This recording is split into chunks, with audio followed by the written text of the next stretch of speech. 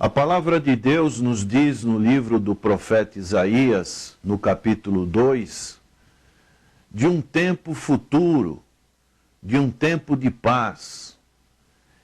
Diz o texto, palavra que em visão veio a Isaías, filho de Amós, a respeito de Judá e Jerusalém. Nos últimos dias acontecerá que o monte da casa do Senhor será estabelecido no cimo dos montes e se elevará sobre os outeiros. Para ele afluirão todos os povos, irão muitas nações e dirão: vinde, e subamos ao monte do Senhor e à casa do Deus de Jacó, para que nos ensine os seus caminhos e andemos pelas suas veredas, porque de Sião sairá a lei e a palavra do Senhor de Jerusalém. Ele julgará entre os povos e corrigirá muitas nações.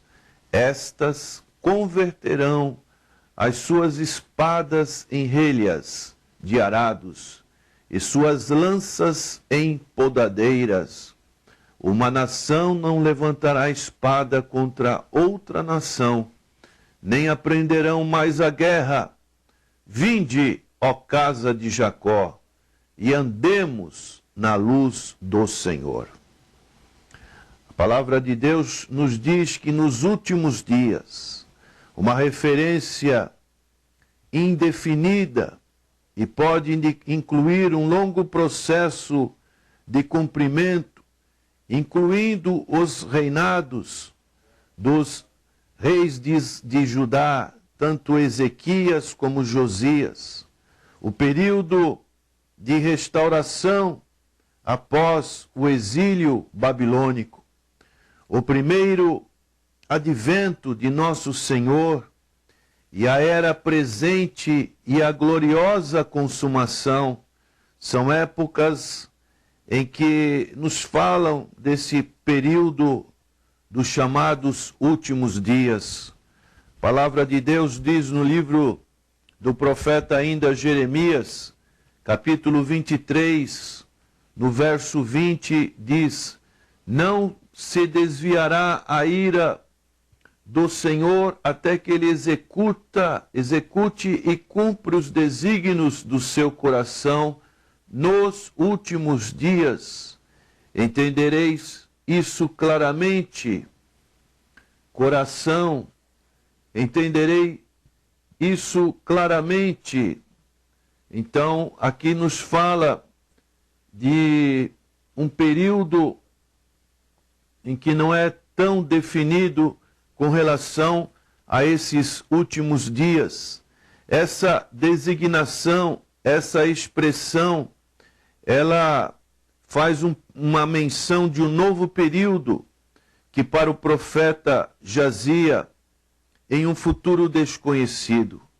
O novo período altera a história em todas as suas dimensões e é o alvo na direção do qual os acontecimentos estão avançando. Quando da ressurreição do Senhor Jesus Cristo e da descida do Espírito Santo de Deus, o apóstolo Pedro, no seu discurso ali em Pentecoste, ele também faz uma relação desse tempo com o novo tempo iniciado no dia de Pentecoste, ao usar a expressão como uma introdução que faz a citação da palavra do profeta Joel, no capítulo 2, verso 28 a 32, o profeta Joel falava desse tempo, desses últimos dias em que Deus derramaria o seu Espírito sobre toda a carne. Daí o apóstolo Pedro dizer em Atos capítulo 2, verso 17, a citação do profeta Joel: e acontecerá nos últimos dias, diz o Senhor, que derramarei do meu espírito sobre toda a carne. Vossos filhos e vossas filhas profetizarão. Vossos jovens terão visões e sonharão vossos velhos. Então nós aguardamos, estamos vivendo estes últimos dias para que realmente, como fala o autor aos Hebreus no capítulo 1, verso 1, havendo Deus outrora falado muitas vezes, de muitas maneiras aos pais pelos profetas, nestes últimos dias nos falou pelo Filho, a quem constituiu herdeiro de todas as coisas, pelo qual também fez o universo. Então, estamos vivendo nesses dias que podemos dizer que são os últimos. E daí, nesse verso 2 do capítulo 2 de Isaías, o profeta fala que nos últimos dias acontecerá que o monte da casa do Senhor será estabelecido no cimo dos montes e se elevará sobre os outeiros, e para ele afluirão todos os povos. O monte do templo é uma metáfora para o reino do Senhor, o qual será exaltado sobre os demais reinos da terra. O mesmo profeta Isaías diz no capítulo 11, verso 9, não se fará mal nem dano algum em todo o meu santo monte, porque a terra se encherá do conhecimento do Senhor, como as águas cobrem o mar. Daí, o Monte Sião e o templo que havia ali eram símbolos do céu e do santuário terrestre. Essas representações terrenas já passaram através do sacerdócio do Senhor que subiu. A igreja chega diretamente à realidade celestial. Então a igreja hoje, nesse período, conforme aos Hebreus, capítulo 12, verso 22 a 24, o autor diz, mas tendes chegado ao Monte Sião e à cidade do Deus vivo, a Jerusalém celestial, e a incontáveis hostes de anjos, e a universal assembleia, igreja dos primogênitos, arrolado nos céus, e a Deus, o juiz de todos, e aos espíritos dos justos aperfeiçoados, e a Jesus, o mediador da nova aliança, e ao sangue da aspersão, que fala coisas superiores ao que fala o próprio Abel. Dessa maneira, essa palavra, ela tem uma aplicação para os nossos dias, mas ainda nesse texto do capítulo 2 de Isaías, nós podemos ver o convite, irão muitas nações e dirão, vinde e subamos ao monte do Senhor e à casa do Deus de Jacó, para que nos ensine os seus caminhos e andemos pelas suas veredas, porque de Sião sairá a lei e a palavra do Senhor de Jerusalém. Então isso é a obra missionária que é feita entre as nações. E por último, o profeta ainda diz, ele julgará entre os povos e corrigirá muitas nações. Estas converterão as suas espadas em relhas de arados e suas lanças em podadeiras. Uma nação não levantará espada contra outra nação, nem aprenderão mais a guerra. Esse é um tema que podemos ver a concórdia mundial.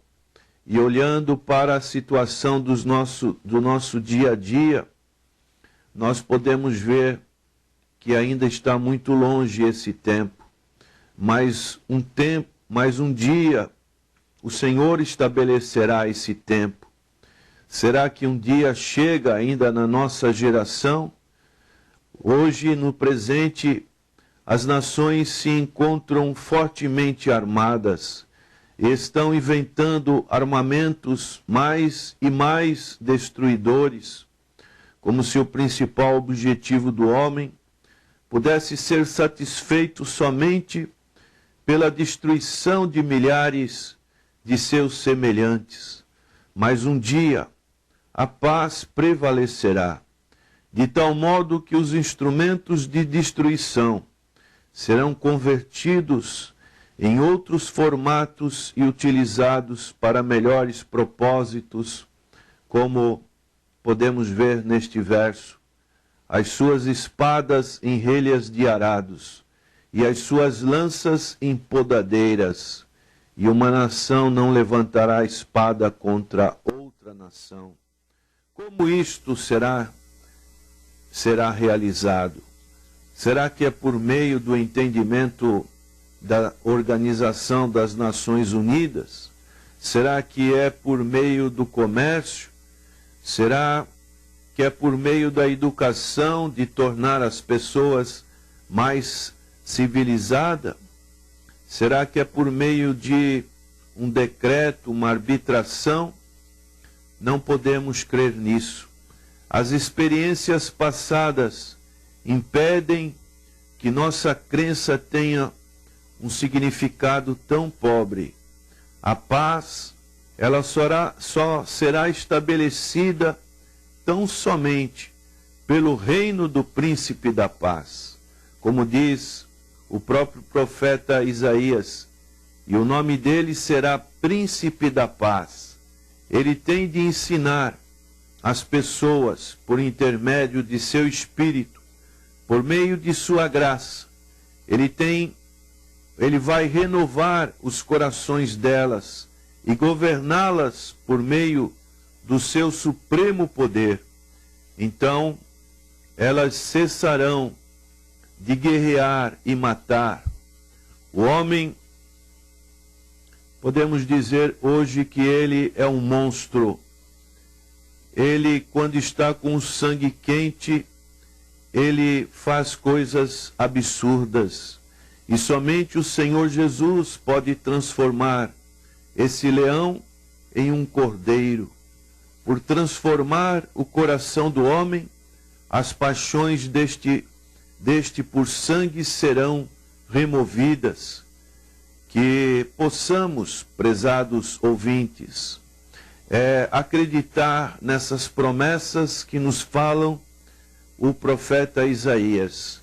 Aguardar este tempo, ter a esperança de que um dia esses tempos virão. Por isso, hoje, nós devemos orar ao Senhor, o doador da paz, a fim de que rapidamente Ele ponha fim a todas as guerras e estabeleça a concórdia em todo o mundo. Como diz aqui no final desse trecho lido, no verso 5, vinde, ó casa de Jacó, e andemos na luz do Senhor. Que realmente essa seja a nossa busca, a nossa oração, o nosso desejo. Oremos ao Senhor. Senhor, que esse tempo, os últimos dias, onde o Senhor estabelecerá esse tempo de paz, ele possa chegar. Sabemos que as pessoas vivem um clima de conflito, de guerra. Ajuda, Senhor, ajuda a compreender a Tua palavra, que o Príncipe da Paz possa reinar nos corações. É a nossa oração em nome do Senhor Jesus. Amém. Senhor Jesus.